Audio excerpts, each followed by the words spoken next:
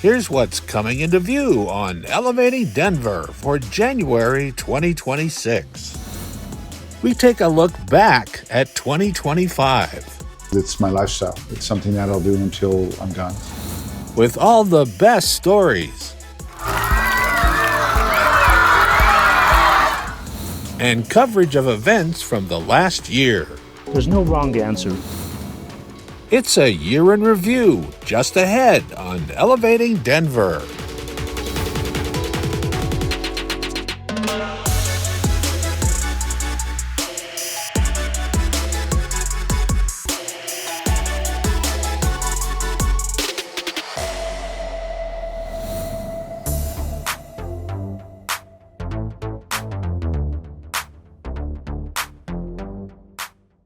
Hi, my name's Ben Chavez.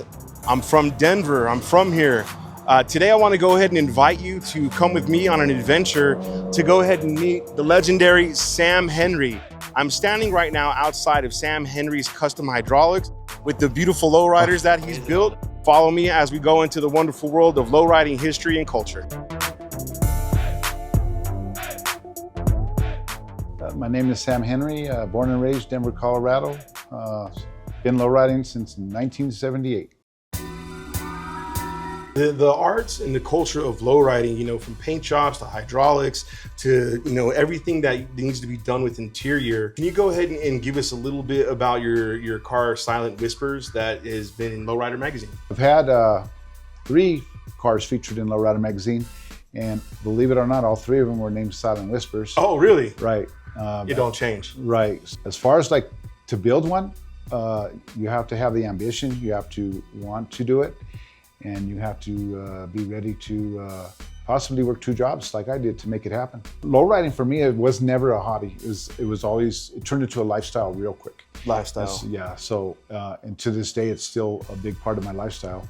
And of course, what changed from the early 80s, the late 70s, early 80s is, well, now I got a family and I've got kids and married and my wife and grandkids.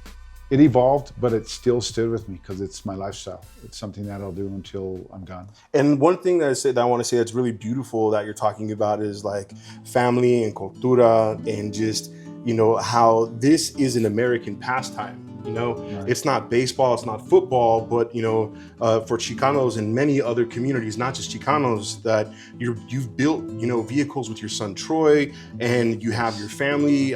Your wife always comes out to shows and stuff. So that's like one thing that I really want to celebrate that you've done, is that you've continued to involve your family in lowriding.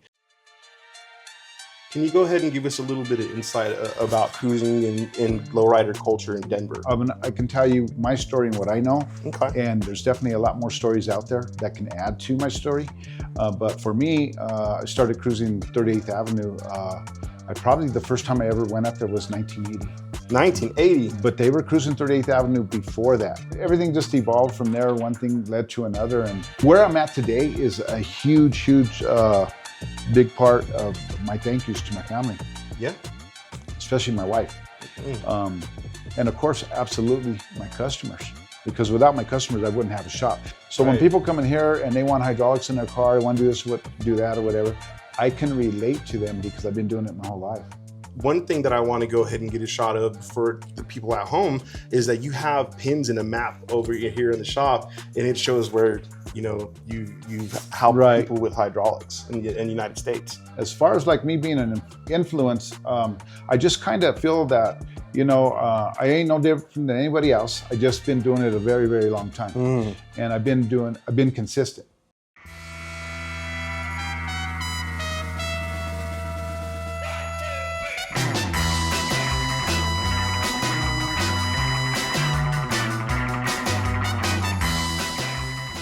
Sam, you've been really involved in the lowriding scene here in Denver and the state of Colorado.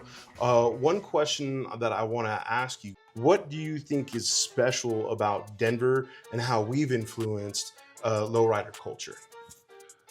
So let's start with, we'll go way back to the early 80s. We can fit all the lowriders at La Raza Park. And now there's so many people involved in Colorado that are into lowriding, so many car clubs. It's really, really family oriented. Everybody has their own flavor, their own style, and it's all art on wheels, and they're their own artists to their own car of what they want, what they don't want. And so that's a really cool thing from state to state, even from city to city in the state of Colorado. We all have our own style. Lowriders and car clubs go hand in hand from the beginning, and so I built the lowrider first, and then I was in the Royal Airs Car Club first. That was a cool club back in the early '80s, and then from there I went to the Imperials Car Club for a little while, and then decided to venture off on my own and start my own car club, which I still have to this day here in Denver, True Image Car Club. Yeah, it's a family for sure. I moved here in '96 from California, and I had a hard time finding the right friends. And when I met the Heldorados, they were already here when I moved here, and it was like coming home. It was like coming home. It was just fit in right out the gate. Support each other. We help support other people. That's what we do. They call us the OGs, and they look up to us. That's just nothing. You don't get labeled that. You're just out. It's what you do, who you are, personality you are, and how you help everybody. We're here to help everybody. Our knowledge and our wisdom. You can't put a price on it. This is my first experience with him. We've been married 6 years, and he brought me into this, and I love it, and we built this together, yes. Lowriding culture is uniquely brown, distinctly brown, and it means something really special. I just got my first lowrider that's here today. There's definitely some better looking cars than mine, but it's something about brown engineering and brown art coming together just to be able to share it with folks. It's an art form for sure. I've been working on a Denver/Colorado Lowrider Museum. I have all the items. I'm just working on trying to get a location. Lowriding is not just a lifestyle, it's actually it's our culture. And preserving our history preserves our culture and our lifestyle. So it's going to be really educational once we get this off the ground. I think it's going to be really, really cool for the state and the city of Denver for sure. What do you see for the future of lowriding, where it's going? And then how do you see younger Latinos and Chicanos carrying on the tradition of lowriding culture? They're influenced by the older lowriders and all the things that we do out there, and all the car shows that are going on with all the clubs and all the activities. And like I said, it's really family oriented. And they start off just like I did. They get into lowrider bikes and then they get into cars. And so as it's a really, really positive thing for all the youth to see what the olders are doing. And we'll just keep moving forward. And I think, it's been around since the 40s, so I don't see it going anywhere. I appreciate, how humble you are, and that you're very relatable, and you talk to lots of different folks. Yes. And that you're willing to share your wisdom and your knowledge with people. And I admire that a lot, especially here in Colorado, in the city and county of Denver. You've been really influential. This is something that brings people together, white, black, brown. Right. It's not just brown people lowriding, it's everybody, and it's a community. So Sam, I want to go ahead and thank you for your time and out of your busy schedule from putting in hydraulics in cars. Yeah. And I appreciate the heck out of you, man. And a big shout out to Ladies of Lowriding, and absolutely all of my customers, and absolutely definitely my family. Thank you.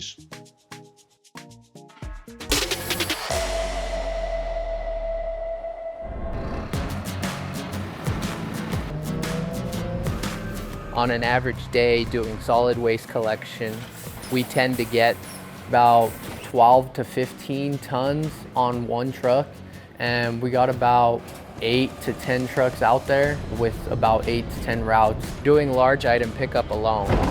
Our teams also collect trash, compost, and recycling. We have different crews, but we all work together. It's pretty fast-paced. The amount of material we're picking up, 1,200 carts a day or sometimes more. If we don't work together, then we're not finishing. Honestly, having a strong team helps us be successful. Even as a driver, I'm getting out of that truck and helping my laborer throw that stuff and running back and forth. And it's Colorado.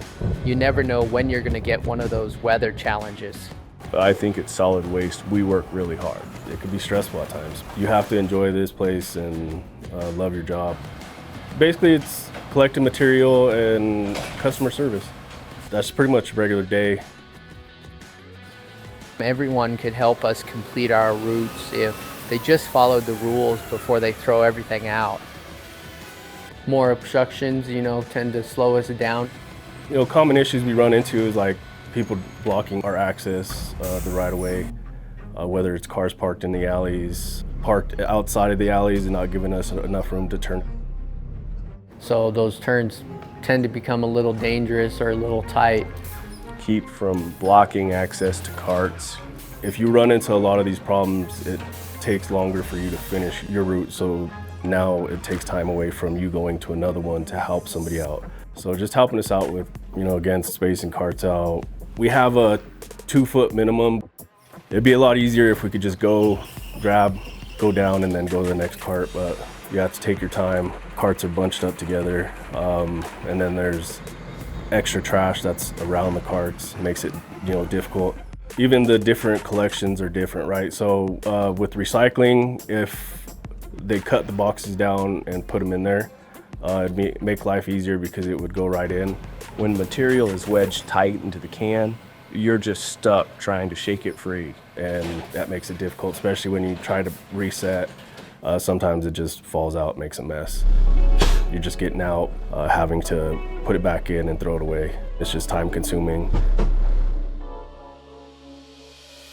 Denver residents could help us out by keeping up on the latest rules.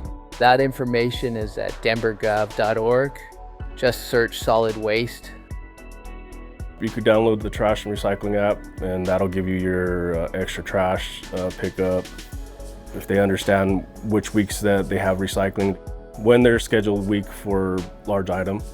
2, don't throw everything around your barrels. Big item might come after us, so now we're struggling to get around all that material.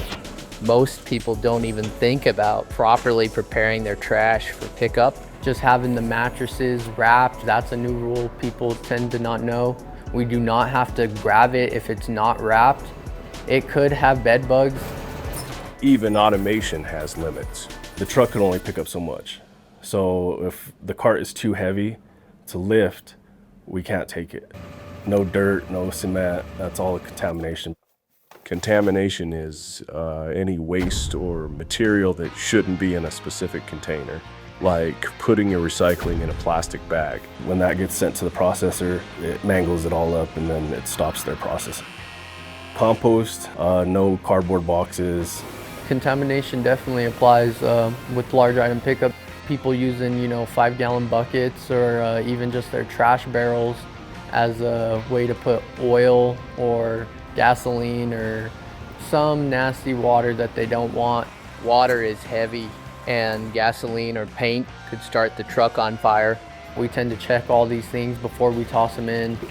We don't take construction material, tires. It goes a long way when people do their part. And then just sticking to the rules, making it easy for us to continue to service everybody and come home safe. If we encounter a problem, we first tag it and document and put it in our system, then we'll give it a description. So when the resident calls into 311, it's all right there that they need to empty out the cart, lighten up the load. I think that's some of our main issues. Not throwing everything out, thinking that, these guys will just take it. So when you're throwing out everything that you've had all year at once, it's time consuming. That driver and labor has to pick up all that stuff. And if they don't, then they're going back for it. If you have any questions, don't be afraid to stop us and ask us. Again, we're out here for customer service as well, so anything that we can do to help you, help us, is greatly appreciated.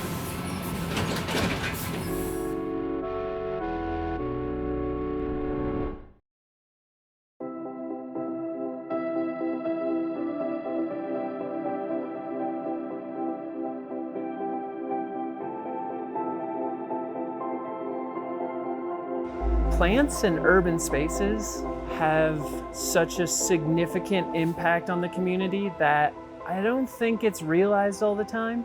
I mean, they bring a lot of different insects and interesting animals. They bring a lot of smells that you wouldn't have otherwise. And I think just in general, the color green is really soothing. It's a small thing that I think really goes a long way.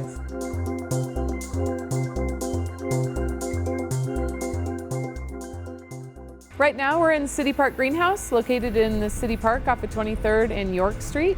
And we grow and distribute all the plants for the city of Denver. We grow 250,000 plants a year, and those are everything from annuals to native perennials to regular perennials to our poinsettia crop.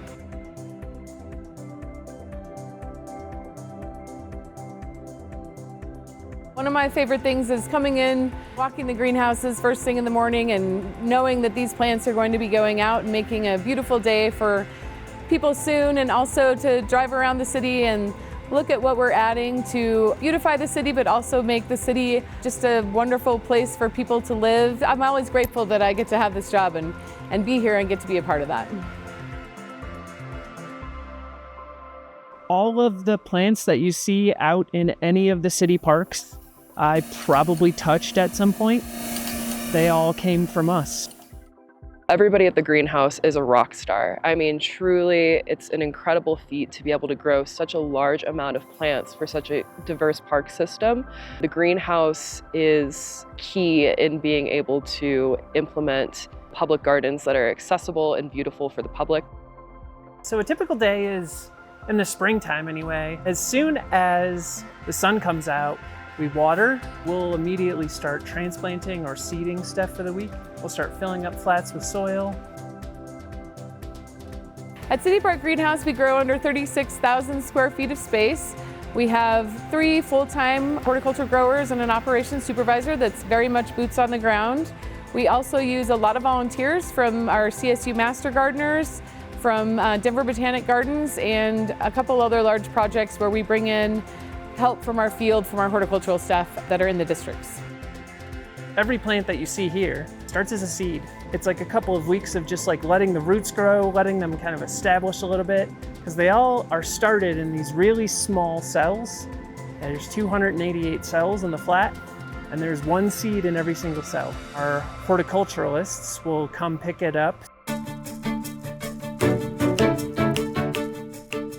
At the City of Denver, we have around 40 horticulturists out in the field, and we are grow to order for them. They make their order, and we grow the plants that they need for their spaces.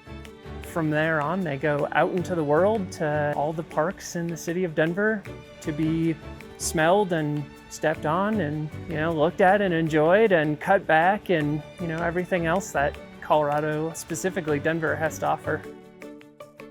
When we first get our plants, I always say that it's Christmas morning for us horticulturists. It really feels like the most special gift to be able to be given all these beautiful plants and flowers that you're able to incorporate into the garden and then share with the public as well.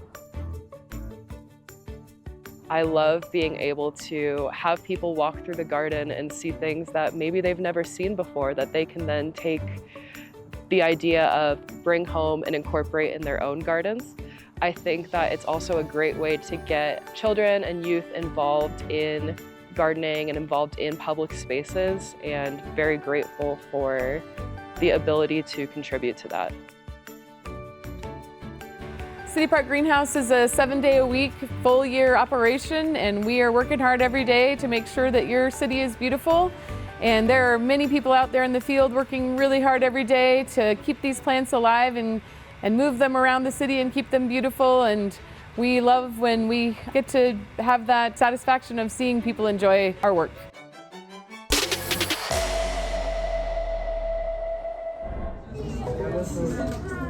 So lions are vulnerable due to habitat loss, poaching, their animal-human conflict. So that's why their numbers are decreasing. So this is a really unique opportunity. We have not had cubs at Denver Zoo in about 5 years. So our last cub was actually the mom of the cubs that we currently have. So it's really exciting for us at Denver Zoo to be able to see them grow up. Arali, who is the mom of the cubs, is a fantastic mom. So it's been a pleasure being able to watch that.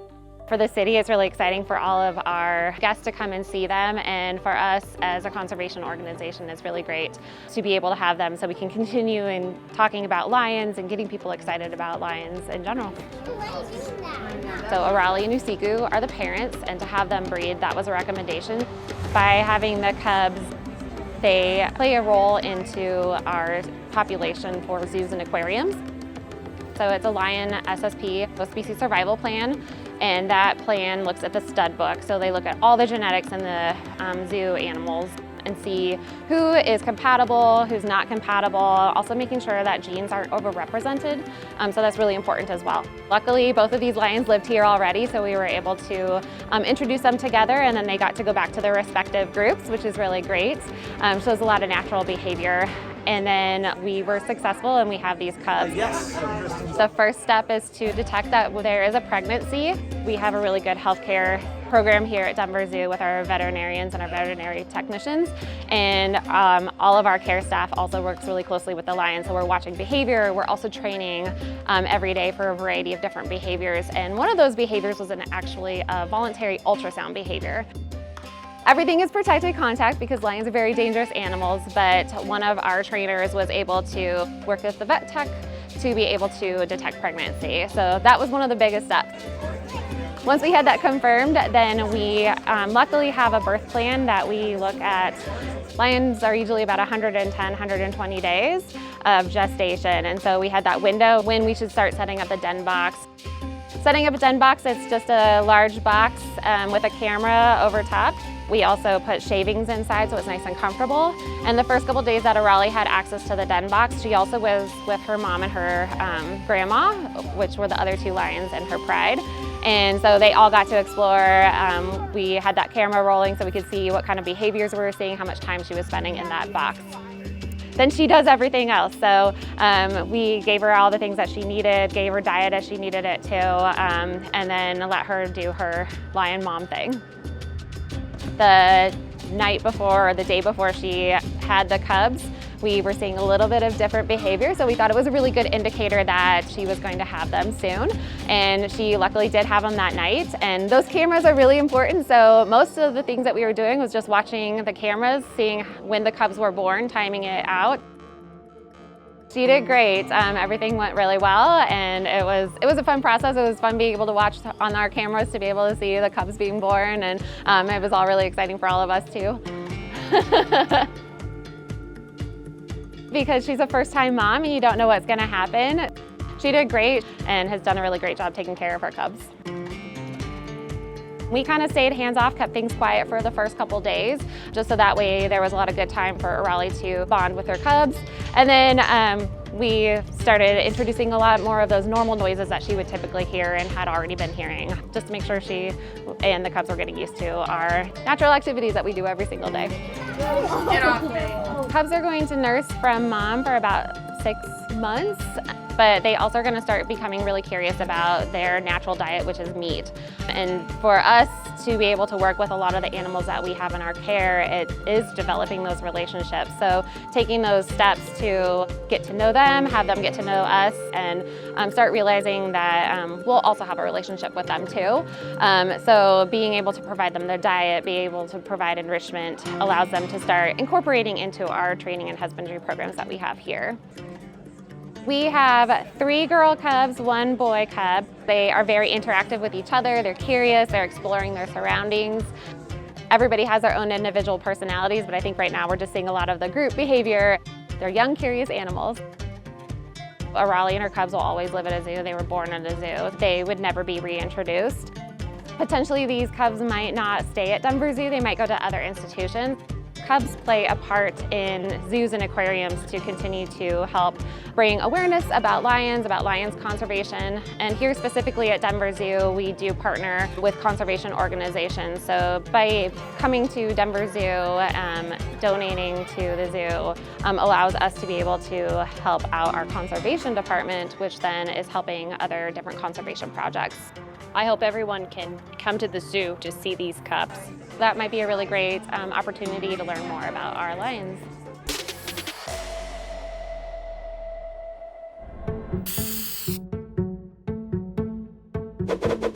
whole Colfax is weird. I actually have a Colfax tattoo. Colfax is a community. Colfax is unjudgmental. Colfax means, to me, Denver. Colfax is a little bit of everything, I think. I studied history at University of Colorado, Denver, and Colfax was a big part of my thesis project. I've also lived within a half a block of Colfax for 22 or 23 years now. In the 1850s, people started really coming into the Denver area, so that's when it really became a well-traveled street. 1920s, it was named as part of the Victory Highway, so the first American highway system. It was then named Highway 40, which it still is today. Highway 40 used to go all the way across the country. So there's a lot of people who are coming into Denver, or in a lot of cases, they're really passing through Denver, but they're using Colfax as the way that they do that. Tourist shops, sort of the kitschy places, restaurants, car dealerships, gas stations, motels, all of that stuff starts to build up on Colfax during that time because we have just hundreds, thousands of people who are driving through in their cars. I think that's part of where Colfax starts to feel weird to a lot of people because one of the ways that these businesses tried to attract attention was by building weird buildings, building strange shaped buildings, having big sculptures out front. And all that was really a way to, when you're driving by at 40 miles an hour, get your attention, get you to stop with your family and visit whatever the business was. I've always kind of, even since I was a kid, kind of gravitated towards Colfax. I was the, punk rock kid in the, 90s and always kind of came to the little venues around town and all the little DIY venues that popped up along the sides of Colfax. And it's always been its own kind of amorphous creature that lives within Denver and Colorado. I mean, you can go a couple blocks in either direction and it feels like you're just in a totally different part of the world. And then you come back to Colfax and here you are back on this self-sustaining living creature that is Colfax that is just truly unique. There's no other place like it. Colfax is really the highest of the highs, the lowest of the lows. You're going to see everything. You're going to see, people having their best day and they are dancing on street corners, and you're also going to see the truth of humanity. Denver is truly like a big little city, so you really get that full spread along Colfax Ave. Colfax is unique because of that history. It has gone through a lot of different eras and it retains a little bit of each of them. So it's also, I think, in some ways it feels like the beating heart of the city. Colfax to me is a good time, whether it's going to other dive bars on Colfax, going to restaurants on Colfax, going to gay bars on Colfax. There's many different parts of Colfax that have different vibes and different feelings to themselves, but I think Colfax is the most Denver street in Denver. For me, it's been a pretty neat spot because I come from the Midwest and this has finally made me feel like I actually belong to Denver. It's the most welcoming spot I've ever been, and you have, tattooed people, you have like refined people, you got Cherry Creek people, all kinds of people, so it's really neat. I appreciate it because of that.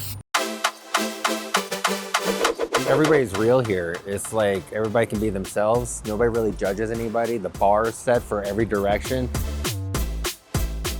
We looked in different places in the city, but Colfax was the place that we wanted to be. Independent businesses, independent restaurants, independent bars are becoming more and more scarce. That's just the way things are headed.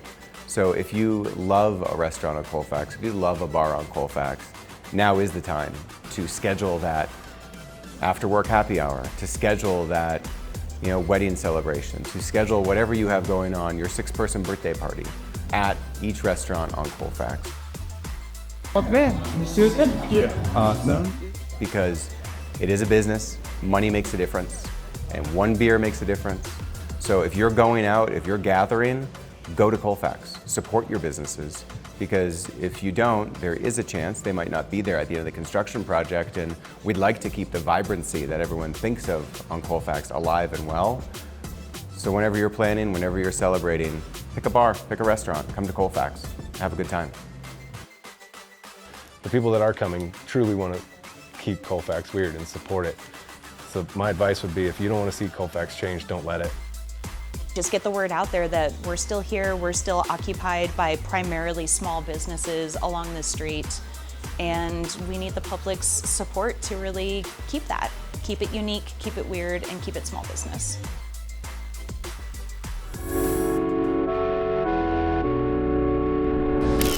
Join us for the tale of Denver's beloved but elusive Park Hill Bandit and how he brought two city agencies together to bring about a happy ending. Oh, when we first saw Dave, he was very elusive. Definitely, you know, a bit of an outlaw. He was kind of on the run. I would say probably intelligent, large, because he's a pretty big boy, and then, as you said, elusive.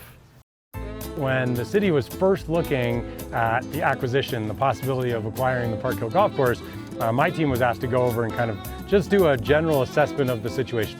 We had been receiving calls for several months about a German Shepherd type dog that was loose at what used to be the Park Hill Golf Course. And we had gone out several times and not been able to get eyes on the dog, but there were pictures floating around in the community, sightings of him.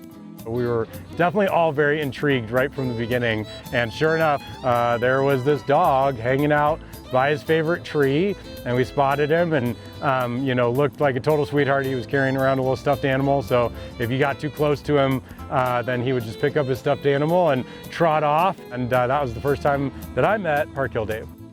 We had made some good attempts to try and find the dog without success, and then we got a call from our partners at Parks and Recreation in the city who said that their employees had seen the dog.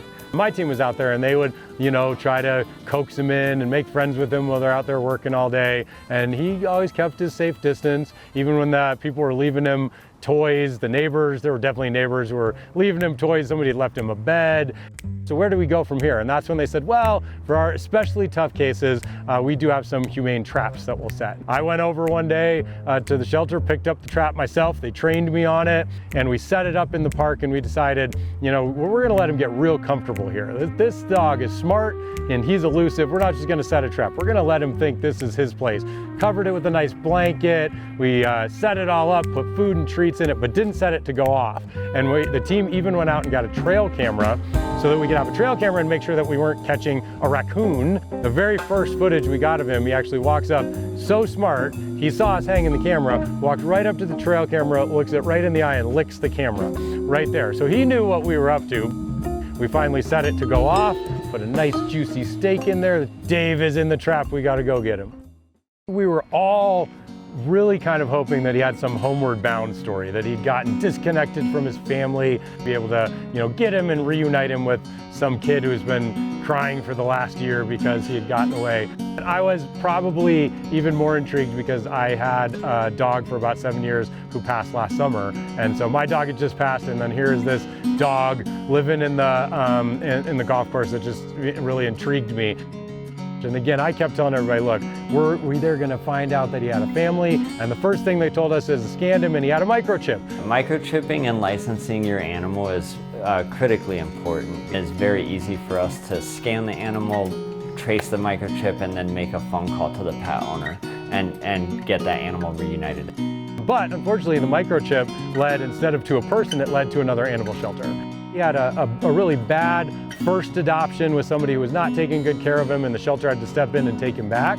Then he went into one of the prison canine training programs where he lived with an inmate, lived with him for 4 to 6 weeks, getting fully trained, was adopted out of that program, and within 24 hours, got away. There was nowhere for him to go. And they called me and they said, hey, he's about to go live on the website to be adopted. And I said, I'll be there. I only made one stop on my way to go get him, and that was at the pet store to get him a new stuffed animal, because everybody on my team was very upset. He'd been carrying this very ragged stuffed animal around with him.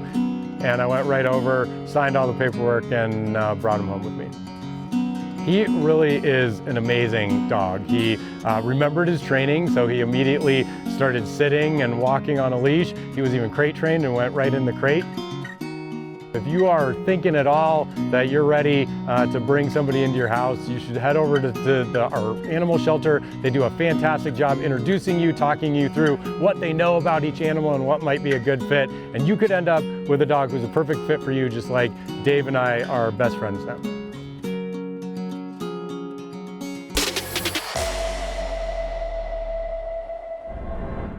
I have a lot of customers when they walk in and they say, oh my God, you're still here.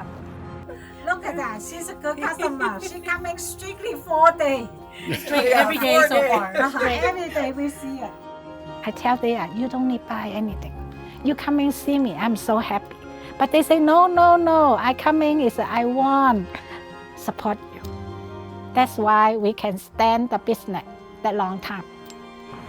You know, what makes this little Saigon-Denver district so special is, honestly, this whole corridor is built through love, perseverance, resilience.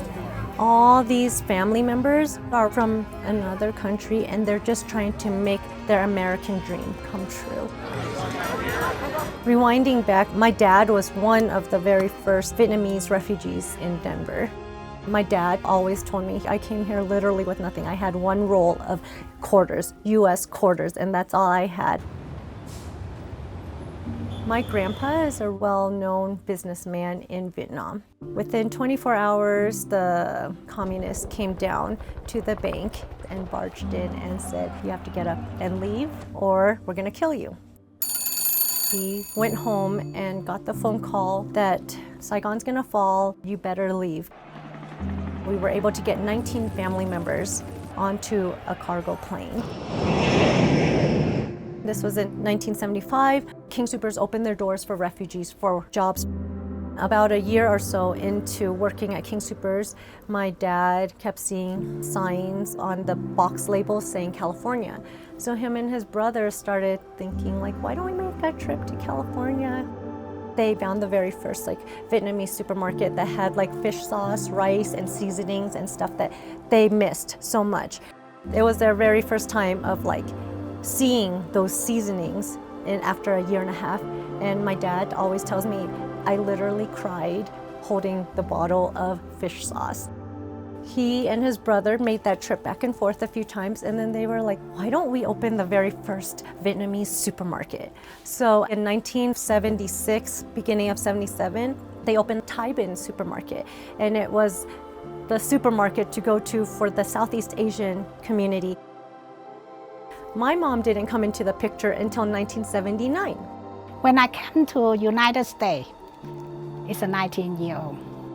My dad's family sponsored my mom's family, and after 6 months, my mom and dad got married. So I guess it was love at first sight. When I started the business, I didn't think about I opened a gift shop. But I think I want to do something is to let people, they remember you. I think I do the video because 1983 is a Hong Kong TV. Our store used to be called Trung On Video. When the newest movie came out or the newest drama came out, we would have a line of people coming to rent those, and it was for the Asian community. Everybody, every day, every week, they want coming and we can get together. They just are so friendly and can meet each other and talk. My job at the shop back in the day was to rewind VHS videos, which I hated so much. My mom would have a stack of videos and be like, Mimi, you need to rewind all of this. The VHS time phased out, we became more of a gift shop, and this is how we became Trung On Gifts. By then, my mom and dad was rarely seeing each other. She had her own shop, he had his grocery. This made it a little bit tough, and so my dad and his brothers talked about it and was like, how can we all as a family, we can all be together? The idea is where we got Far East Center. Far East Center is also named Far East, is to welcome everyone to be a part of this community. There was no babysitters back then. It was just everyone is here. Little kids running around. It was just our home, and that's what we knew. And every business owner, we would just call auntie and uncle. Mimi grow up. Mimi say, Mom, now we need to go in American customer. Let them know we are the business. And after, I think that's a good thing. American customer, they want to buy Asian gift. They will think about, oh, I go Far East Center. I want to go into Chang'an gift, and I can find anything from Asia. My mom started Lunar New Year 35 years ago. It started out as just a holiday for her friends and family and customers, and now it has grown into like an event that brings tens and thousands of people from all over Colorado, even out of state, to come and celebrate with us. I'm so proud I can do the event like that and that everybody can get together. I see how important it is to share that cultural side and that celebration and that holiday. So that is why I feel like hosting Lunar New Year, Mid-Autumn Festival is very important to the younger generation, the community. Recently, we became the very first Asian plaza to become designated as a historical landmark. So that is huge for our family, just that recognition. Bring you guys lucky. When History Colorado and Historic Denver announced that we will be a designated historic landmark, I told my mom and dad, and my mom and dad started bawling, and I was like, why are you crying? And they were like, they finally see us. All these memories started flowing in, like of all the hardship we went through to get to here. When they moved here till now, they've always been the outcast. Finally, they feel like they belong.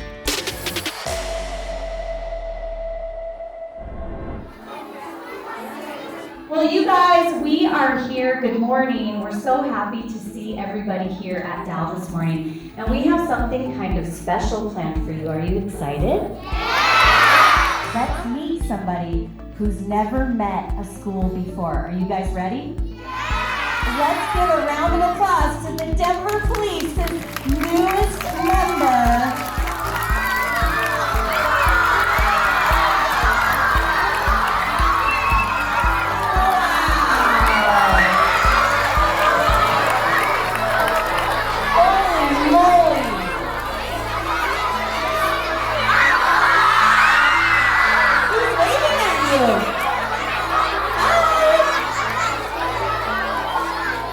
The Denver Police Department was out at Dow Elementary today. We had a school-wide assembly, and our students were tasked with naming the new Bomb Squad robot. So we have the new Boston Dynamics Spot Dog robot. It's going to be working with the Bomb Squad and the SWAT team and all of the Special Operations Division. And the dog robot has a lot of capabilities. It can open doors, reach up high. It has cameras all over it. So it'll be able to help us search buildings and apartments and closets and keep our officers safe. Our robot doesn't have a name, and we chose Dow Elementary to pick the name. So the kids are all going back to their classrooms. There's 17 classrooms. We're gonna have 17 names, and then we're gonna figure out which one is the very best. Jimmy. Chicken fingers. Chicken fingers. Ooh, that's an interesting name. I think we should name it Bob. Bob. Joseph, what do you think? Meebo. Meebo, okay. This is a surveillance platform only. It is not weaponized, and it doesn't drive itself. This is operated by one of the members of the Denver Police Department that is trained to run it. So it's a really good tool in that it can get places quickly, and it can open doors and shut doors. Our old robot could do that, but in a lot more time and a lot more effort. So this will be faster, and the faster it is, the faster we can open things back up. So when we're investigating a suspicious package, everything is closed down, people are evacuated, services stop. The faster that we can get down there and fix that, the better for us, the better for the community. So the bomb squad will use it to help investigate suspicious packages, and the SWAT team will use it when they are securing buildings and searching for suspects that might be hidden inside those buildings. And generally, it's just going to be used for anything that we can figure out will help make the citizens of the city and county of Denver safe. We also use it for community outreach. So events like today where we can meet with kids and get a positive experience with police officers. We partner with the Spark program. We'll show the kids the robots. We'll also be going to robot clubs, and we're hoping that the kids keep striving to build a better robot, and so eventually we can have something that's even better and keeps us even more safe. When the dog first came out and just the excitement and the shock and awe, we love to bring the Denver Police Department out as often as we can to really build those relationships with our kids. And that's what we're looking for. We like positive interactions with the kids. Anytime that the kids can interact positively with the police officers, that's always good for us, and that's what we like. We want our students to know that the sole purpose of the Denver Police Department is to help the community. While we're not taking care of bomb calls in the city, we're doing outreach and doing this community piece with children and with the community, and I think this would be a great tool in that. So all of our students are back in their classrooms. They are coming together in small groups, brainstorming different ideas for this dog's name, and then ultimately they'll go through a voting process in their classroom and get it down to one name per classroom. And then we'll turn over those 17 names to our partners in the Denver Police Department, and the fellows will get to look at all of those names and decide which name they like the best.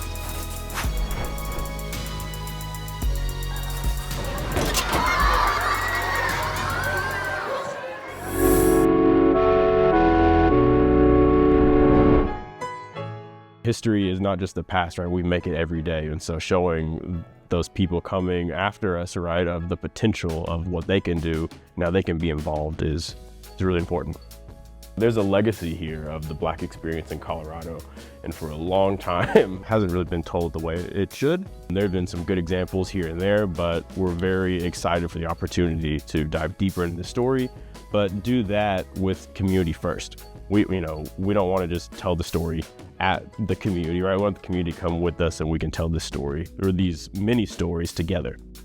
We want to be a place where community sees themselves here through our exhibits, through oral histories, through our displays of circulating books, really the whole thing. So the Colorado Hall of Fame is a award given and an induction process given to folks that have been either the first in their field or a pioneer in a variety of fields. It's a place where we can honor these people, both past, present, and honestly currently as well, who are making positive changes here in the community. The Hall of Fame is one of several different ways that DPL works to preserve this history and history in general, whether that be preserving in archives, a photo collection, or these objects in ephemera like this. And so again, just making sure that this history is at the forefront of the conversation, isn't forgotten, isn't erased, is something that we as an organization, we care very much about. That brings us to some of the things we wanted to show you all today. One member who's been inducted into the Hall of Fame is Elvin Caldwell. Caldwell obviously is part of the namesake of where we are today, the Blair Caldwell African American Research Library. Elvin Caldwell, he was a city councilman in the early 1950s, and at that time he was actually one of the first African Americans to have a city council position west of the Mississippi. There are a lot of significant folks, and I'll just name one that's a recent induction. Their name is Zipporah Parks Hammond, and they were recently inducted, I think, in the last couple of years, and I just really resonate with their story of being one of the first Army nurses, and they were also a volunteer with the library, so they have like a library connection. One vehicle we like to use to tell the story of Henry Taylor. She was a political powerhouse here in Colorado. She was the first African-American woman to be voted to the legislature. And she was known for wearing these really big, beautiful hats. And so we often use the hat to tell her story. I could go on and on about her legacy. She was really instrumental, but again, we use this as an example to talk about things she was frustrated with, the problems she was able to solve, and then telling people that, hey, you can also do this too.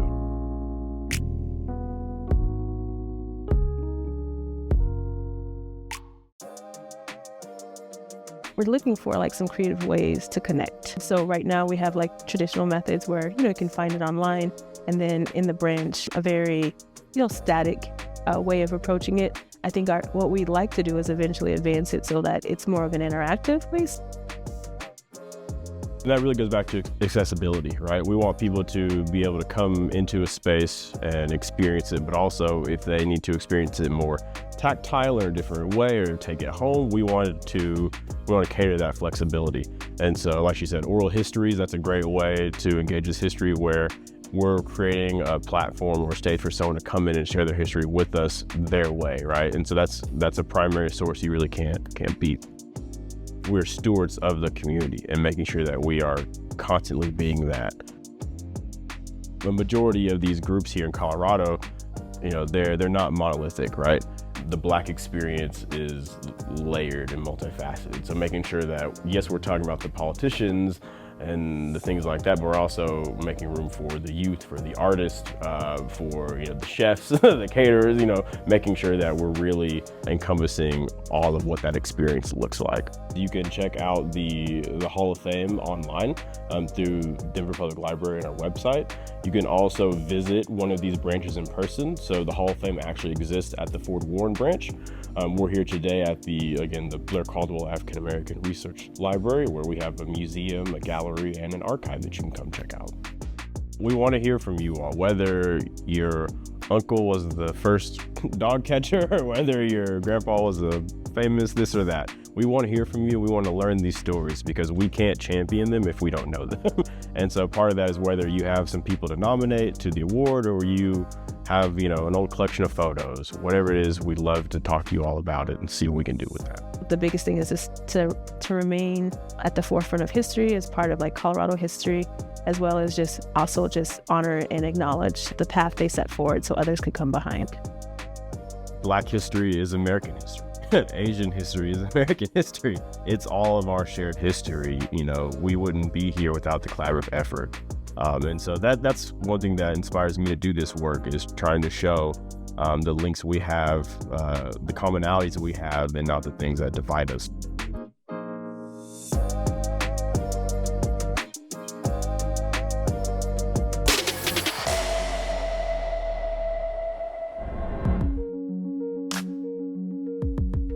Hello, I'm Irving Payan. And I'm Savannah Hildebrand, and we both work for Denver's Office of Emergency Management. Emergencies can happen anywhere, but being prepared means expecting the unexpected regardless of where you are. Real training equals real impact. Denver OEM provides real-world trainings to businesses, communities, and to you. Whether it's in person or online, preparedness starts with awareness. When disaster strikes, it could take the city up to 72 hours to get to you. With that, it's important that you have all the necessary items to sustain yourself for 72 hours. One of the most important takeaways you can do is to have a go bag ready at your house, which consists of multiple things that are tailored to you. There's no wrong answer. Add what you think is necessary for you during an emergency, and you're set to go. In your go bag, you want to include an extra pair of clothes, a trauma kit, and remember your important documents. Ready to eat meals? Add an emergency blanket, add some extra water, add a battery or a hand crank radio, and add a flashlight. Add some cash in there as well. Also consider adding toiletries and hygiene products. And keep in mind the nuances.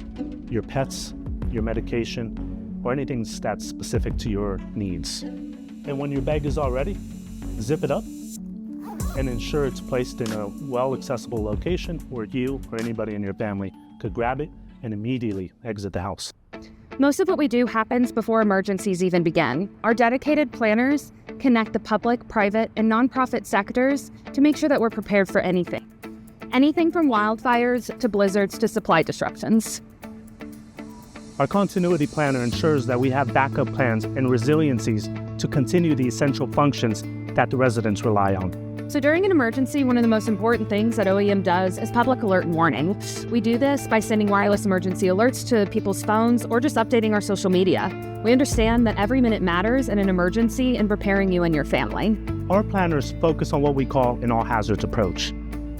During an emergency, they're focused on connecting the community, workplaces, and city services so we can recover and get back to normal. We also have our continuity plans and our continuity planner. That leads ensuring that city's essential services are back up and running as quickly as possible so that way we can continue serving the Denver community.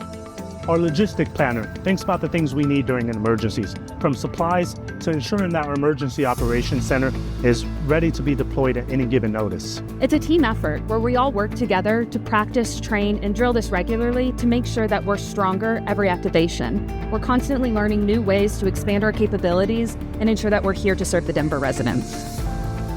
To learn more about our office, check us out at denver.gov/OEM. For online resources and trainings, sign up for our newsletter as well, and feel free to check us out on social media. Stay elevated by subscribing to the city's YouTube page for these stories and more. And stay tuned to our social media channels for more content. Don't miss our new episodes of Elevating Denver, premiering each month. Thanks for watching, Denver.